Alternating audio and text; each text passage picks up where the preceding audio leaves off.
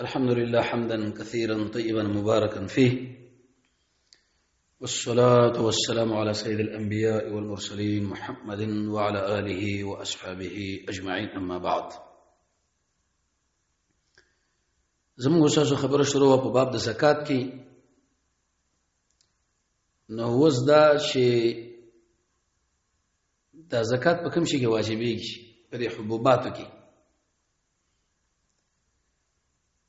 نو اهل المدا خبره ذکر کړی دا چې په اتفاق د ټولو علماء سره غنم دي، که وربشه ده، که کجوره ده، که ممیز، دا څلور شیونه شي دي. په دې کې خو زکات واجب دی او په دې باندې د علماء اجماع ده. زیات تحقیق ابن قدامه په المغنی کې ذکر کړی دی 5 جلد کې، لیکن د دې نه را پدې خو وس په نور حبوباتو کې بزکاتی او کبنی اې کې شته کې نشته. دي کې درې قول علماء لیکلي دي. یو قول علماء دا لیکلي چې زکات واجب دی په هر هغه څه کې جسمه کې روبا شي برابر خبر ده، کله وی کزیت دا مسله به ضروري ده چې به دومره وي او دومره نه څنګه یو څنګه نه زکات پکې واجب. په صحابه کرامو کې دا قول د علي بن ابي طالب دی او د ابراهيم النخعي، د عمر بن عبد العزيز، امام مجاهد، حماد او داود ظاهري. په مذاهب کې دا قول به د امام ابو حنیفه او د امام زوفر رحمهم الله. لیکن دوی په دې کې بعض شیونه هغه به مستثنا کړی دي. به تور مثال لون هغه شی چې د جوار په دې منځ کې په خپل راوټو کېږي او هغه مقصود به ذات نه وي، هغه کې به نشته. یدي خلکو لپاره استدلال سره د قران کریم هغه آیتونه دي چې ایه الذین آمنوا ید ایمان والا او خرچه کوي د طیبات هغه څه چې کوم تاسو کسب کړی دي، و مما اخرجنا لكم. طریقه استدلال دا ده چې دې کې د مما اخرجنا عام دی او انفقوا امر دی، امر د پاره د وجوب دی. په هغه وخت کې د وجوب نه چنچواله بل شي لګي چې قرینه موجوده په دې کې قرینه نشته. او تاکید د وجوب د پاره ورسره دغه آیات هم دی چې الا ان تغمزوا، مگر تا په چا باندې قرض نه آلی خراب مال، مگر شمپوشي به وکي. دا پروګرامونه دومره تاکیدات نه کیږي مگر په هغه ټیم کېږي چې کله دا قرض واجب وي. لکه دا پروګرام او دا خبره جساس ذکر کړی د احکام القرآن 3 جلد کې، او د قشان امام الوسی رحمانی کې دا خبره ذکر کړی ده. دویم استدلال دوی کوي دغه آیات نه چې ورکه حق د یوم حسوادی په اورز باندې چې لو کړی شي. وی ظاهر د آیت چې تاسو ګورئ دا تقاضا دې خبرې کوي چې کم اثر لو ته مولانا صاحب پای کې اوشر دروازه دراغي زکات دراغي. فرق به کېنده کړی چې بدی دی وشو بدی دی ونش. دریم داخل کې استدلال کې په روایت باندې حدیث د عبد الله بن عمر باندې راځي چې امام بخاری او امام مسلم دواړو نقل کړی دی. فيما په هغه څه کې چې هغه آسماني خړوبې یا چشمي خړوبې او یا نور شیونه، نو په دې کې عشر دی. خو کچیرته اوخ باندې ارهټ باندې د اوبر اوتی به کې نسبه عشر دی. و دې چې وګوره دا حدیث عام دی. فرق به کېنده کړی چې په دې فصل کې دی وشي په دې بلکې دی ونشي. او څومره حدیث وی چې دا خبر راغلی د شریعت په ترکارانو کې زکات نه شوی، هغه ټول ضعیف دي. دا قول به نه د شیخ عبد السلام رحمه الله مو چې په خپل تفسیر کې ډیره ترجیح ورکړی و. دویم قول دا چې زکات واجب نه دی پر ټول پسونه کې مگر په هغه څه کې چې هغه ذخیره کیږي او د قشن هغه خړل کیږي.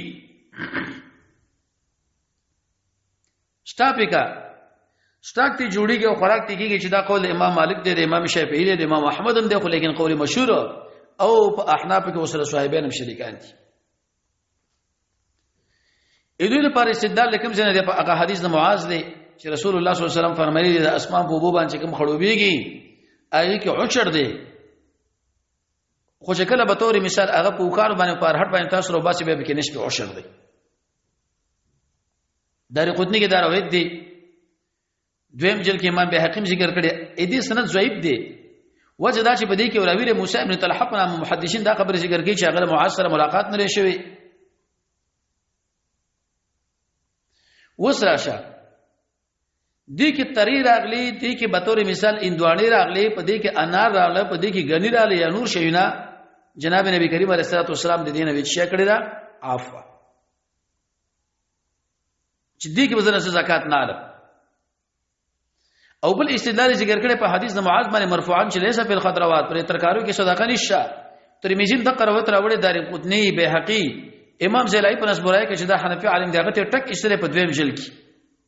خو بنا پر هر تقدیر دریم یو قول علماء لیکلي چې زکات نه واجبېږي مګر په هغه څلور قسمه دانو کې چې هغه غنم دی یو اوربشي دی دوا کجوري دی درې ممیز دی څلور په صحابه کې دا قول د عبد الله ابن عمر دی او دا قول د موسی ابن طلحه دی د حسن بصری دی د ابن سیرین دی د امام شافعی دی د حسن ابن صالح دی د سفیان ثوری دی د عبد الله ابن مبارک دی د یحیی ابن آدم دی دا د ابو عبید دی او په دې مذاهبو کې امام احمد صاحب دی په یو روایت کې ذهاب کړی دی او دا مسلک بینه دی ابن حزم هم دی او د امام شوکانی دی او د امام البانی رحمه الله دی دوی د پاره څو دلیل ځان سره یاد ساتي اول مستدرک حاکم کې وروي د پاول جل کې 1558 چې امام زاهبی رحمه الله په غبن حکم د صحیح کړي دي او امام بهقی څلورم جل یوسل 15 باندې طبرانی په کبیر کې میرا خبره ذکر کړي دا چې ورجاله رجال الصحیح وې د دې راوي چې روایت څومره راوي دي هغه ټول صحیح دي البانی رحمه الله په تمام المنه کې 328 په کې دا روایت ذکر کړي حکم ور باندې شهادت کړي ابو موسی شریف فرمایي معاذ بن جبل چې رسول الله صلی الله علیه وسلم د دواړه یمن له ولېګل خو امر ورته وکي چې تاسو به خلکو له دین خای او ایدی صدقه بناخره مگر دغه اصنافونه چې هغه کم دي وربشره غنم دي ممیز دي کجوري جناب نبی کریم علیه الصلاه والسلام په دې کې تخصیص کړی دی او عقد قران آیتونه عام دي نو دا غیر لپاره مخصص شونه الغرض په دغه څلور کې عشر شری ایدی سلون را په دې خو په نور شی کې نشته نور کې بیناله او چې دا خبره ذکر کړي چې په دې مقام کې دا حصر اضافي دی معنا دا چې په نسبت سره هغه سره چې هغه دوی سره موجود دي پاغه کې ودا زکات ورکړي نو محدثین لګي چې دا جواب خلاف الظاهر دی دویم ابو عبید په کتاب الاموال کې وروي ذکر کړی د عبد الله بن عمر نه فرمایي ما کان من نخلین اقشی کې به عشر ورکړي چې هغه کجوروي یا انګور وي یا غنم وي یا وربشي او دغه سره دم صحیح دي دریم د حسن بصری نقل دی د ابن سیرین نه چې صدقه په نه شيونه کې ده وربشي پکې دي سرزر پکې دي سپینزر پکې دي اوخان پکې دي وین پکې دي ګډي پکې دي غنم پکې دي وربشه پکې ده کجوره پکې ده او ممیس څلورم امام بهقي په څلورم جلد کې وروي ذکر کړی د سفیان بن عبد الله نه چې نبی کریم صلی الله علیه وسلم عمر بن خطاب لیکل وکړل او په دې وخت کې دا په طیب باندې والیو نبی په هغه کې ورته امدقه خبره ذکر کړل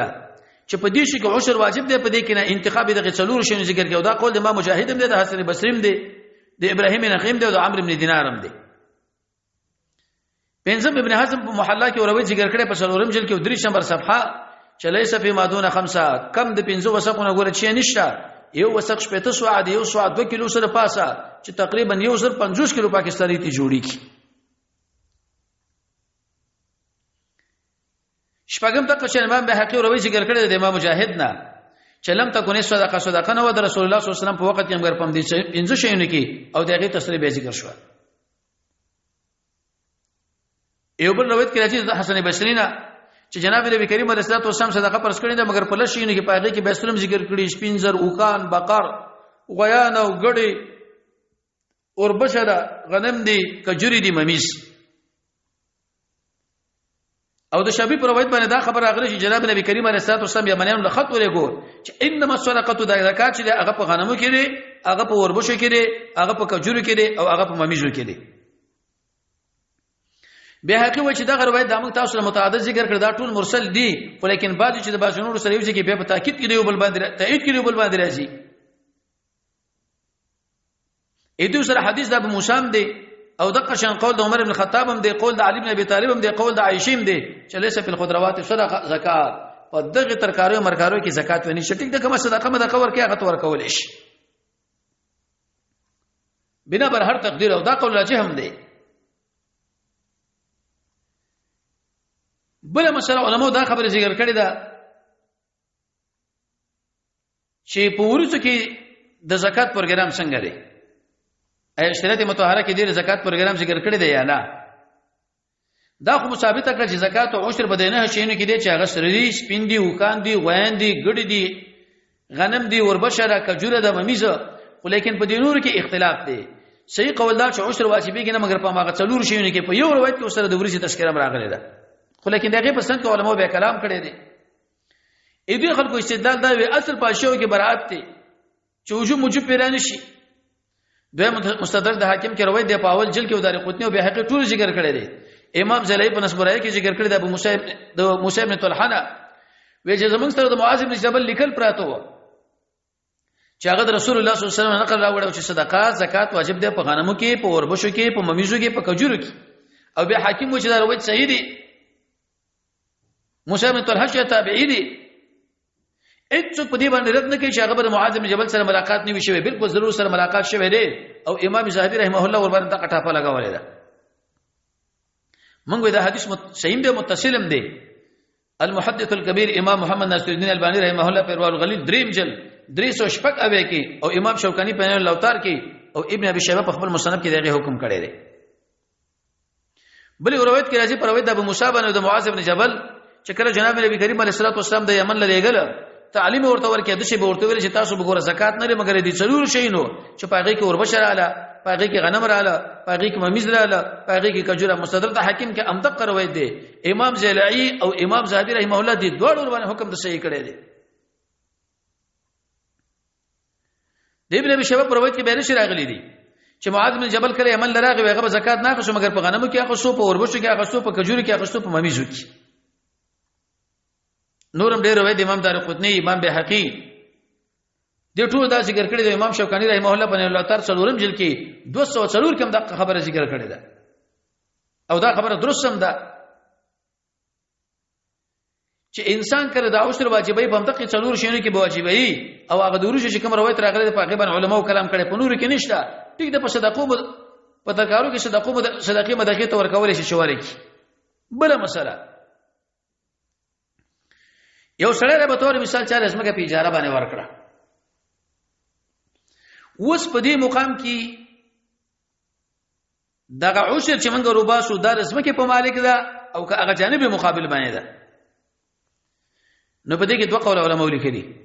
یو قول دار چې هغه راځي چې د عشر په هغه چې چا لازمه په اجاره خصه ده د لازمه په مالک باندې نشته اې دی وجنه ابن قدامه په مغنی کې لیکلي په دویم جلد کې به تور مثال چې وسړی زمګه په اجاره باندې ونی ولا وغه به وکړلا عشر په دوی او مالک د زمکه باندې او دا قول د اکثر علماء دی ځکه عشر چې واجبې کې په فصل کې نو فکان علی مالکه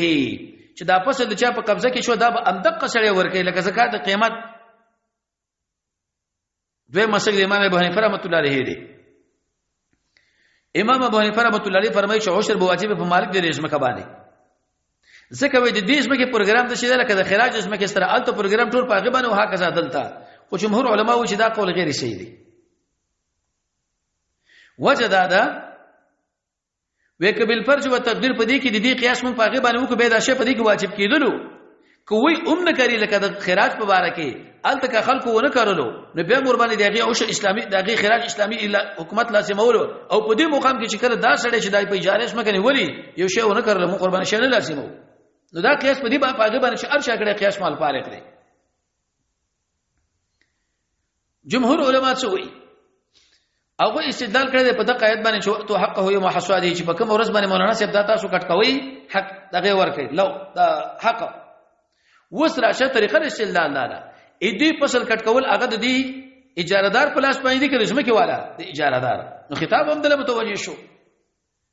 او بل جناب نبی کریم علیه السلام فرمایي چې کوم سره د اسمان په وو باندې کوم شي د اسمان په وو باندې خړوبې کې هغه کې عشر دی لفظ ما عام دی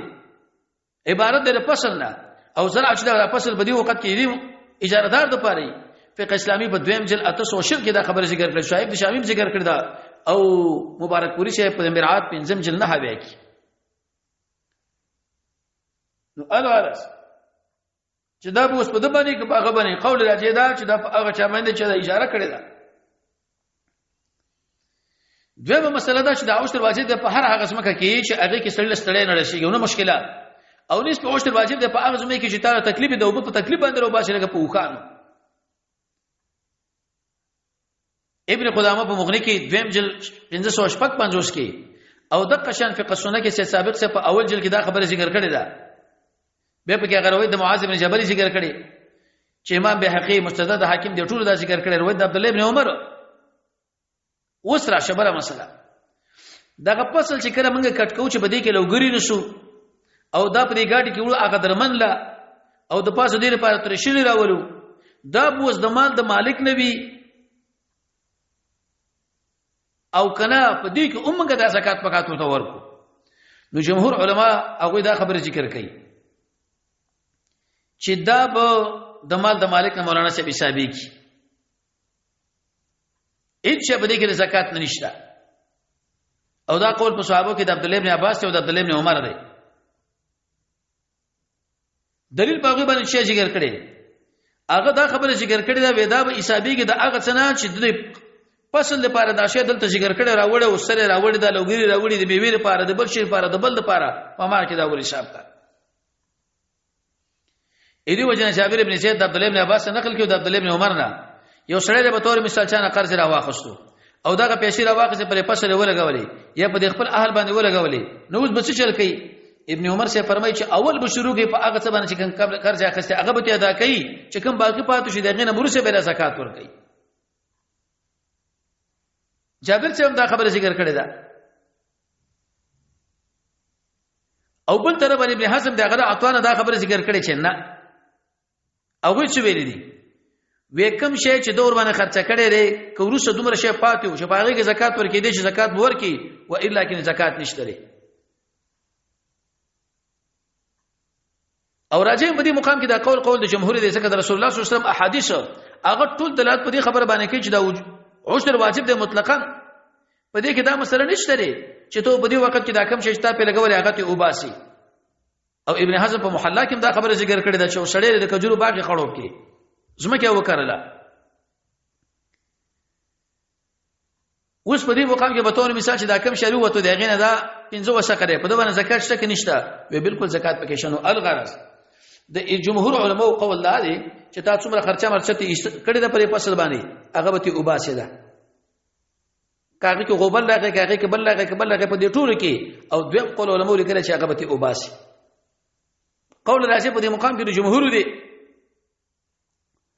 دغه مسله مخکې دا ذکر کړو موږ هغه ځمکه چې لاسمان په وبو خړوبې کې پایږي پر عشر دی او که خرچه ور باندې شرط به تور مثال کېدله نو په دې مقام کې به نسبت عشر به تور کوي ځکه الته خرچه له اوس کتل پکار دي. بل مسله حکومت ورته هغه ځمکه نه ټیکس اخلي یا څنور مسله ایدا اوس په عشر کې حسابي کې نه حسابي کې صحیح قول داري چې خراج ونصا ټیکسونه ونصا یا نور شي ونصا عشر بدین ورځي بلکې دا اوسره مستقل عبادت دا بسړی ور کوي ټیکسونه مکسونه دا خو د حکومت ظلم دي چې هغه کوي. صاحب د مرحات امدقه خبره ذکر کړي په 15 جل کې به بده کې علماء یو لوی اختلاف دی هغه ځمکه چې کم به تور مثال په دې هندستان کې واقع شي دغه نه بشه اخستل کیږي کې نه اخستل کیږي. قول راځي علماء دا خبره ذکر کړي چې زکات پکې واجب دی خو چې کله مالک مسلمانۍ او نور دا نه ذکر کړي چې دا څنګه دا څنګه نه ده په کوم کیفیت باندې شو په کوم کیفیت باندې بیان شو. بل مسله مونږ وایو چې دا څلور شینو کې موږ د سره عشر واجب کو چې غنم دی وربشه ده کجوره ده او ممیز دی په هغه ټیم کې 15 وسق ولورسي یو وسق شپته سوعه 2 کیلو 2.5 کیلو ونسه چې 1050 کیلو دا راځي نو وسره شاب دا 15 وسقه د لو په وخت کې حسابيږي او کدا 15 وسقه د وچیدل نو ورسې حسابيږي. صحیح قول لري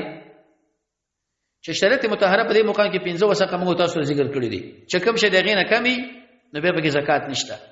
ځکه محمد رسول الله صلی الله علیه وسلم په هغه تصریح کړی ده مګر کدا شی چې معموله غو کمی کیلو نه ما کیلو نو به جایز ده چې مولانا شبد په پیمانه کې ورواچوي. اې دې مثال دا ده چې وسړی زکات ورکړي او کال کې ومیش دوه میش پاتې دغه نه مخ کې ورکړو نو په هغه باندې زکات معطل کیږي نه حق څه په دې باندې. به مسله دا چې کله په دې دانو کې تعوشر یو کرته ورکی او د 15 وسقونه چې 1050 کیلو رال پاکستاني به بل کرته عشر بدی باندې نشه اگر کدا اصل کار اساس سره بده کوټه کې پاتې ولې نشي وجه دار چې د دې شی مالونه دي چې د نمود لپاره خلک نه برابرې په خلاف د اغنور مالونو چې پیسې دی او بل الته چې کال راتلو نو ته په هغه مقام کې شی ورکې دغه زکات به ورکې عشر به ورکې په خلاف د دې وس راشه د زکات په دې حبوباتو کې کړه واجبېږي نو علماء دا خبره ذکر کړې ده چې کله دا ټینګ شي او په میوه باندې په هغه ټیم کې چې کله هغه زیړ شي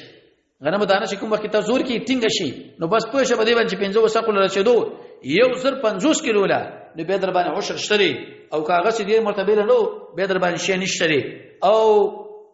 میوه کې مسله دار چې کله په هغه کې جوړوار راغی حدیث مسلم کې راځي امام نووي رحمه الله فرمایي چې یا زیړ شولا یا سره شولا